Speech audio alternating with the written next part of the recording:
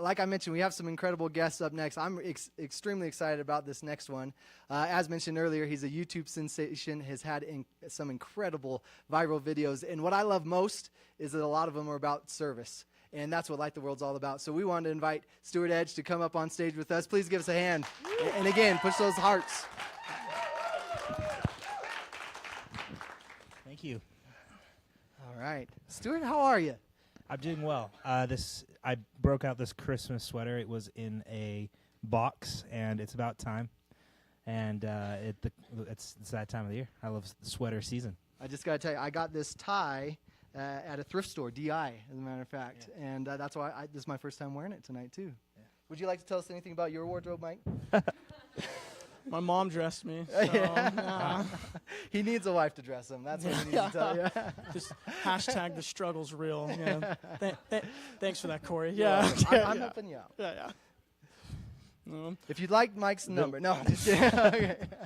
Anyways, Stuart. If we get 1,000 viewers, Mike will He really thought about it, though, for just a second. I saw that in his face, so I'm just saying. So, Stuart, what have you been up to recently?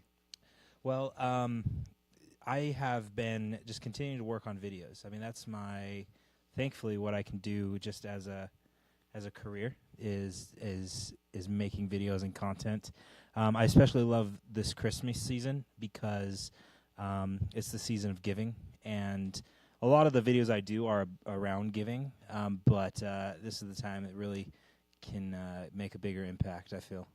Awesome, sure. Awesome. Stuart, what's awesome about your videos as well, and just with the campaign of Light the World in general, is you've been involved from, at least since I can remember. Can you just tell us just a bit about that? Yeah, my involvement with these Light the World campaigns with the LDS Church have been from the beginning. What's cool is that it's always kind of themed around a hashtag, right? The first one, I think, was because of him. And then the next one was Savior of the World. And I think it's cool because I feel God is, with those hashtags, it didn't really require much action to post. It was just you could share, some thoughts or a picture. And I feel like God was kind of prepping us to just get comfortable with being able to post hashtags. And then it was cool to see that the third year the hashtag was Light the World, and the invitation was to go out and do something. And so not in order to, but the part of the hashtag was to get up and to help somebody. And so it's created this cycle of just people helping each other. Right, right. And so last year, that was the first Light the World video you did. Do you want to give us a little intro? We want to show everybody a clip of that. For sure. Okay. Let's do that. Okay, yeah, let's see the clip from Stuart.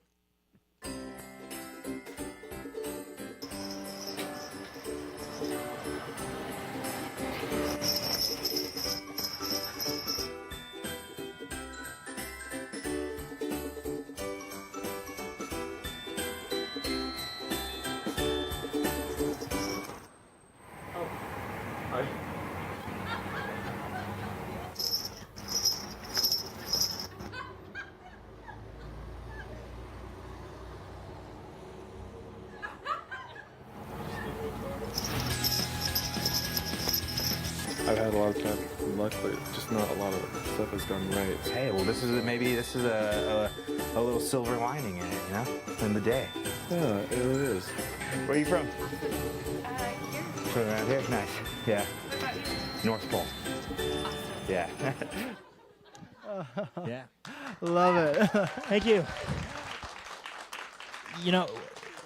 It's interesting that when I watch these videos, and it's interesting here to be talking about this as though it's some big thing, because in my mind, I'm just going out and having fun and dressing up in my pajamas, handing out You're 20 lucky, bucks. man. Yeah, lucky.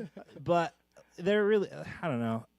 It's maybe this is. Sometimes I think like there's got to be a bigger reason to what I'm doing. I've got to there's got to be some crazy story.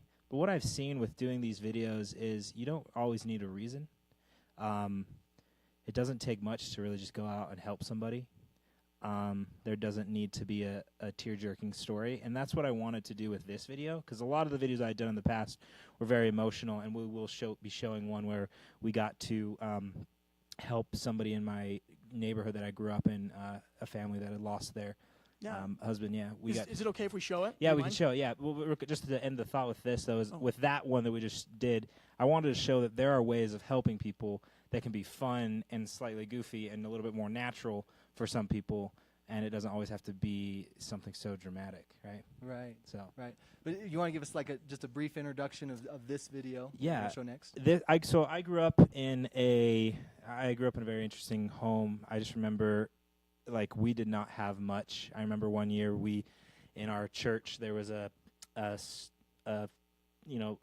where you'd go and pick something off and you'd take it to somebody, right? Like a giving tree. And I remember I went to that tree and I picked some things for our family. Like, Mom, we got to go do this. And we went and bought some stuff. And then on Christmas Eve, we got a knock on the door, and we were one of the families that received stuff. Wow. And I was like, wait, hold up. We're poor? I was like, wait, we're struggling? And Mom was like, yeah, like, things are so tight. But, like, that, I could see that in other families in my area, but for some reason it never clicked with me. But the family here was a family that was really close to me growing up. And we just kind of came from similar backgrounds, you know. And they lost their father unexpectedly one year. Oh. And because now that I've been in a position where I am able to help people and I've been blessed to be able to make a career out of this, I was like, I want to help this family, and I wanted to figure out a way to do it. And so that's what we did with them. Well, the video is absolutely incredible. Let's watch a clip from that. What's up, guys? Stuart Edge here with my family. We got my mom, my brother Steven, and we're missing my brother Spencer and his wife, so I got him. These will have to take the place for today. Last year, some friends of ours lost their father unexpectedly, and because of the circumstances, this is their first Christmas back inside their home. This family is always giving back to us, as well as many others in the community, so we wanted to make sure their first Christmas back inside their home was a special one.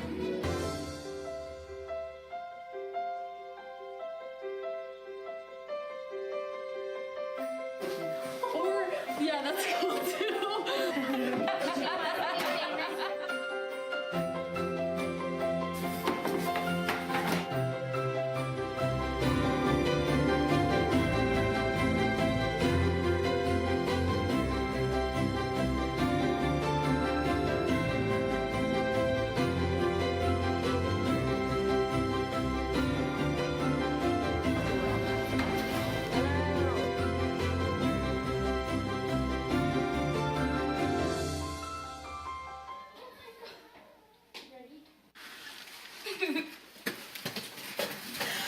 my gosh, it's beautiful. Isn't it so pretty? Keep going. Oh my gosh, my whole house.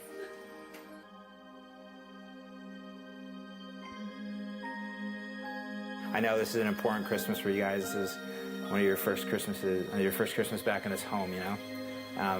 As you guys, so we just want to make it special and easy You have no idea. I was just saying, oh my gosh, you should see my front room. I'm not even good. It's full of furniture. I don't even know if I want to set up my Christmas tree. He said one thing that I want you to know comes really deep from my heart. He said that you didn't have a monument yet for Greg's grave, so we got one for you. So you just have to go pick it. Yep.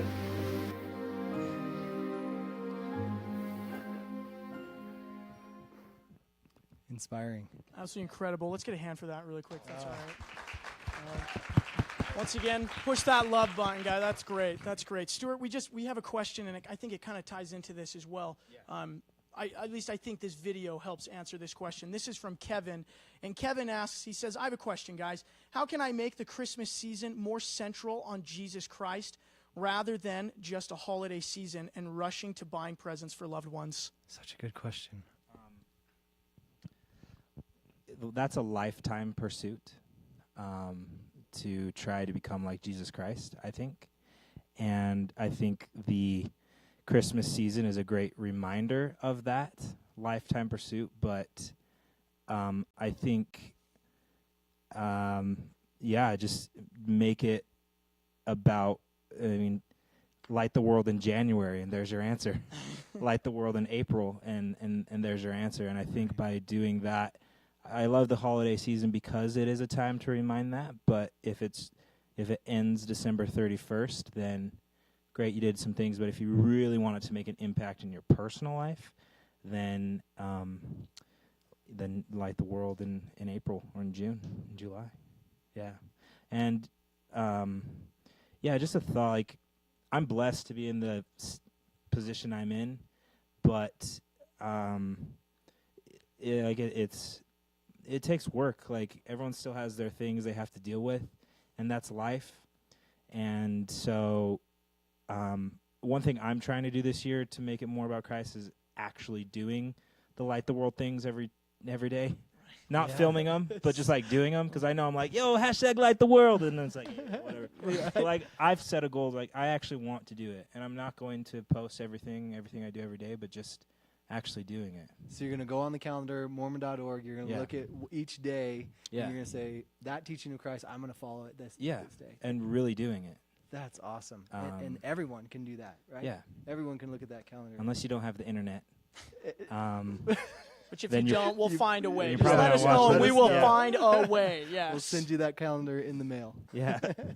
Brilliant, brilliant. Well, we just have one last clip then from Stuart Edge. Stuart, thank you so much for joining us today. Really, it's been a pleasure. Thank you so much. No, Rob, thank you guys. You're awesome.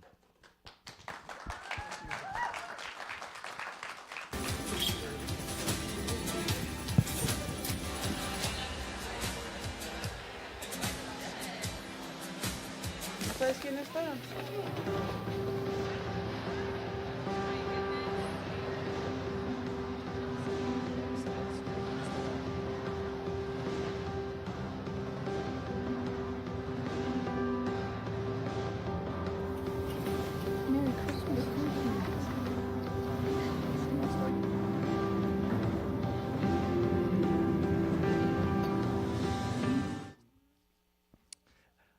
Awesome. Well, thank you again to Stuart Edge.